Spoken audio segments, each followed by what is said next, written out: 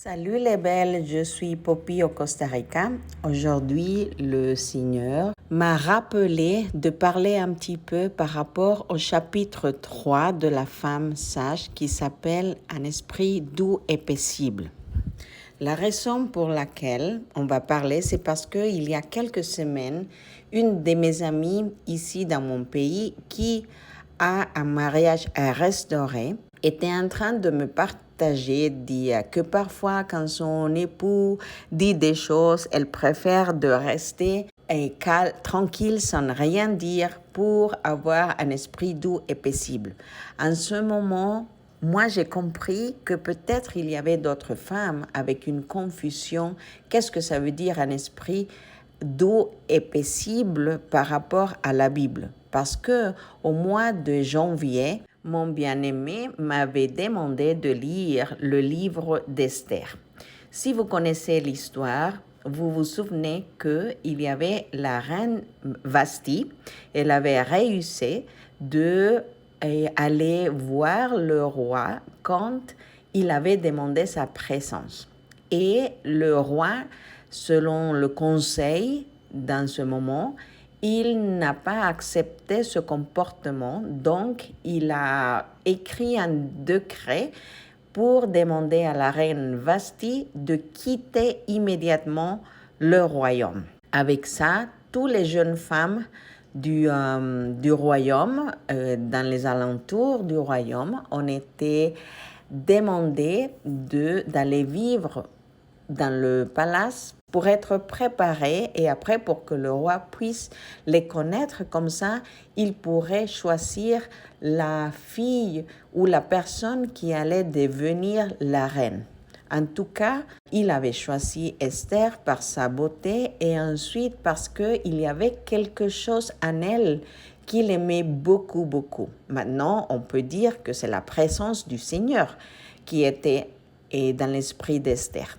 Pour continuer avec l'histoire, le chef de guerre du royaume avait gagné la confiance du roi, mais il n'était une très bonne personne et il s'est rendu compte qu'Esther était juive et il n'aimait pas ça. Donc, il avait profité de la confiance du roi et il avait fait un décret pour faire tuer tout le peuple des juifs.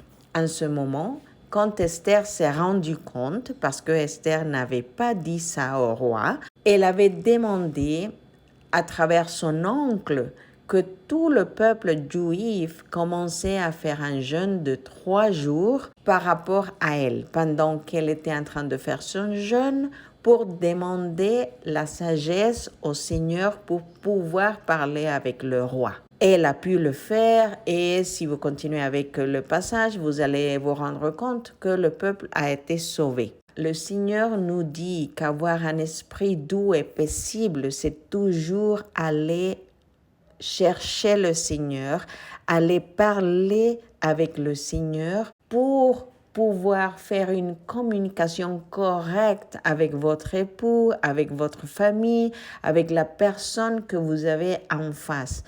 Si vous demandez la sagesse au Seigneur, la conversation va être parfaite selon la volonté de Dieu. Donc, et ça, c'est très important. Je voulais vous partager ça pour éclaircir la confusion que peut-être on peut avoir que avoir un esprit doux et paisible, c'est rester complètement en silence.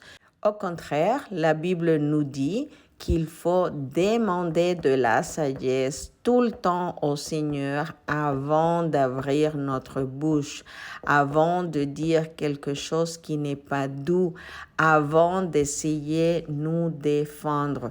Pourquoi? Parce qu'il faut surmonter le mal par le bien.